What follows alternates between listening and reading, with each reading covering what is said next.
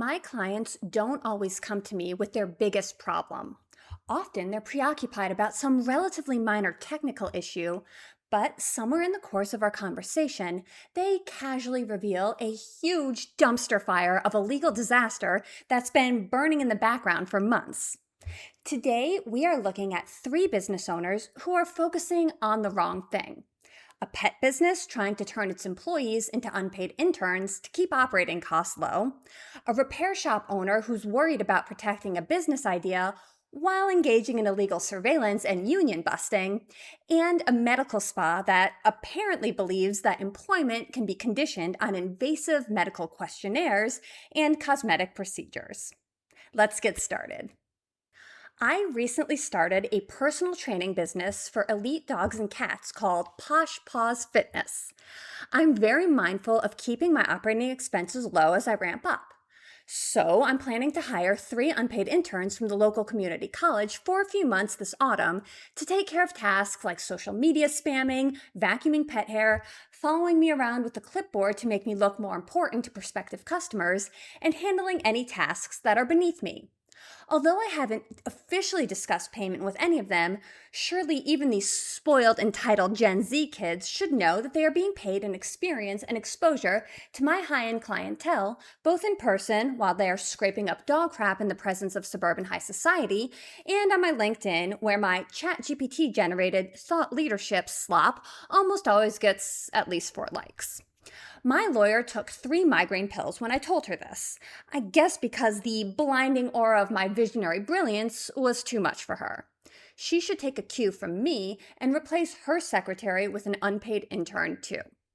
Under the Fair Labor Standards Act, or FLSA, if you are a for-profit employer, you need to pay your employees at least minimum wage, and you can't cleverly dodge this legal requirement by simply calling everyone an intern. Courts look at the totality of the relationship to determine which party is the so-called primary beneficiary based on 7 factors, none of which are singularly determinative. The Posh Paws Fitness entrepreneur is botching this on several counts. The intern's work is going to displace rather than complement what paid employees should be doing without providing any significant educational benefits to them in return. There's no indication that the owner is planning to provide them with any formal training on owning or operating a business. She's just having them do menial, unpleasant tasks, and she's probably going to learn more from their social media expertise than they're going to learn from scrubbing paw prints off a pet gym floor. There's no integrated coursework or academic credit being given. Indeed, given the timing, she doesn't seem to care about or have any interest in accommodating their academic commitments at all.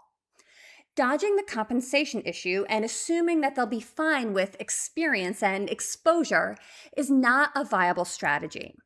If Posh Paw's owner linked up with the local college's business department and developed a thoughtful program that provided interns with meaningful exposure to and instruction on business operations, management, marketing, financing, taxes, and customer relations for a few hours a week outside of scheduled classes, well, okay, then there might be a student or two who would find that an appealing way to earn academic credit. Even if they were occasionally asked to, say, haul cat litter, and even if Posh Paws genuinely benefited from their social media fluency. But in this case, the owner is trying to create a free labor loophole of which she is the primary beneficiary. These students are almost certainly classified as employees, not interns, despite what she wants to call them. And that means they are entitled to both minimum wage and overtime pay under the FLSA. I own a successful chain of truck and trailer repair stores with 6 locations in my state. 2 of my mechanics are troublemakers, always getting the other guys riled up about working conditions and wages and mandatory overtime. I would have fired them by now, but they're both excellent at what they do, so instead I told them to knock it off if they ever wanted any chance of a pay raise. But I was still suspicious that they were secretly trying to gather momentum to organize a union, so I put a few hidden cameras and mics in the break room and in the locker room. Not in the showers and toilets, I'm not a perv. One day, I heard them talking about leaving to start a mobile truck and trailer repair service for trucks stranded around the region. That's brilliant. 4 of the 6 stores are located right by major highways anyway.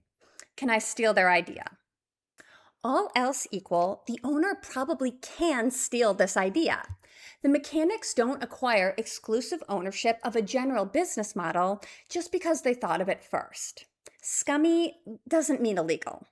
In fact, depending on the applicable state law and the terms of the mechanics' employment agreements, it is at least conceivable that the mechanics may be subject to enforceable restrictive covenants that would prevent them from competing in the owner's immediate territory, or from poaching his current employees, or from directly advertising to or soliciting his current customers.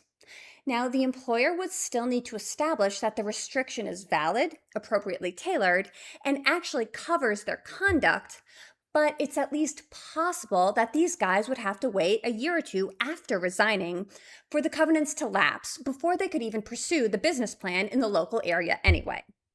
But that's all burying the lead. You should not be union busting or spying on employees in break areas or in locker rooms where there is a reasonable expectation of privacy. Employees generally have the right to discuss wages and workplace conditions and to engage in concerted action, including exploring union organization, to improve those conditions. Ordering the two mechanics to stop if they want any chance of receiving a raise can look like a threat of financial retaliation. Although this owner graciously refrained from pointing the video cameras at the showers and toilets, employees still have a reasonable expectation of privacy throughout the entire locker room space. Break rooms, lounges, and cafeterias also generally fall under this protection because they are meant for personal time, rest, and non-work activities. Secretly capturing audio in a break room where no one is aware that they are being monitored violates federal wiretapping laws, and since the admitted purpose of the surveillance equipment is to discover organizing activity, it raises a separate labor law problem as well. Now, I'm speaking in generalities here. Some state laws are even more stringent. If you believe you have a legitimate business purpose, like preventing ongoing theft, talk to a lawyer about what notice you must give and what exceptions may apply, or whether your state precludes doing this as an option entirely. Proceed with extreme caution as, alas, "I'm not a perv" is not a recognized privacy law defense. I'm not a pervert, but... I own a chain of boutique med spas called Botox Baddies, and I have had it with unreliable employees, so I created this questionnaire. I cannot afford to hire anyone else who is planning to get pregnant. Yuck, we have body standards here. Has children or aging parents requiring care, inevitably takes attention away from me and the job, or has any disabilities or pre-existing conditions that might cause them to take days off work or, God forbid, request accommodations. Since beautiful women are liars, I have them provide authorization for me to call their physician to verify everything. I ask every applicant the same questions and they all sign a consent form. All employees are required to jet blast injectables, fillers, and weight loss peptides to achieve and maintain the Botox Baddies beauty standard as a condition of employment. And I give them a 30% discount on all treatments performed in-house. The application is a necessary measure to make sure I don't subsidize hags getting hot, only to have them leave when they get knocked up by a rich Chad. Asking every applicant equally the same illegal questions does not transform it into an equal opportunity hiring practice, and having job applicants sign a consent form does not create a valid contractual license to make discriminatory employment decisions. Under the ADA, employers are allowed to ask whether and how an applicant can perform specific job functions. But this owner isn't investigating whether a job prospect's severe carpal tunnel and arthritis will prevent her from the position's primary duty of administering injections with dexterity and accuracy. He's just trying to figure out which applicants are more likely to take sick days or who may require reasonable accommodations so that he can avoid hiring them. Although it's not categorically illegal to ask questions about pregnancy and family plans, it's still advisable to avoid them since they can suggest a discriminatory intent. Here, the owner is explicitly stating that he's going to reject applicants on the basis of planned or potential pregnancy. This cursed dollhouse also imposes stringent appearances standards on staff. Now, in my experience, this is a huge thing with med spas in particular, and they love to push the line on this. Now, to be clear, there is no overarching federal statute that prohibits an employer from imposing requirements on employee grooming and beauty as long as they are reasonable and non-discriminatory. But requiring that employees wear a full face of makeup, style their hair, neatly press their uniforms, and otherwise adequately reflect the company's healthy, fit, active lifestyle, which basically means no fatties, we're going to give you a really hard time if you gain weight, is one thing. It's really problematic in its own way, but coercing employees into getting invasive procedures with real risks and side effects is on another level, and it raises significant questions about informed consent, medical privacy, and labor law violations. Again, state laws do vary, and they may be even more stringent than federal requirements, so please check with a lawyer before you start pressuring your med spa employees to get any procedures, even non-invasive ones, to achieve your desired aesthetic. You probably can offer staff optional complimentary procedures as long as there is no retaliation or lost opportunity for declining. Probably don't tell your new receptionist, hey, Tessa's learning a new pillow lip technique, let her practice on you so customers can see our work, or you're fired. She is a human being with rights, not a mannequin or marketing collateral. Again, state and local laws vary, and these issues can be highly fact-dependent.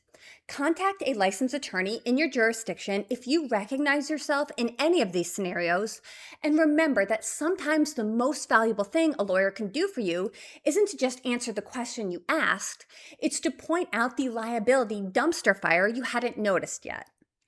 Okay, if you made it this far, you're awesome. Please check out legalconsideration.com to accelerate your own learning on all things law, business, and finance. Please also visit my newest YouTube channel called Rockin Homemaker for satisfying time-lapse landscaping videos and more philosophical and motivational content. You can also buy my newest fiction novel, Where Ice Meets Sky, available on Amazon, Barnes & Noble, Walmart, and at select bookstores. It's an Odyssey-inspired Arctic survival and adventure story about courage, resilience, and leadership amidst impossible odds for a young adult audience, but with adult crossover appeal. And please don't forget to like and subscribe to this channel for more content on the topics that matter most to business owners, business professionals, entrepreneurs, and creatives just like you.